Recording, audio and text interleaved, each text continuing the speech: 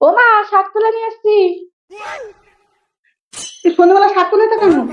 তুমি তো বললে শাক তুলতে। তারপরে এত শাক রাত্রে তো খাবো না। রাতে না, কালকে সকালে খাবে। এই এত শাক তুলেছো কেন? অল্প করে তুলতে পারতে তো। প্রত্যেকদিন তোলার থেকে সব একলা তুলে নিয়ে আসছি। শোনো মেয়ের কথা, এই এত শাক খাবে কি? কেন সমস্যা বলো তো? তোমাকে আমি সব তুলতে বলেছিলাম। আর তুলে দিলে কি হয়েছে, খাওয়া হয়ে যাবে।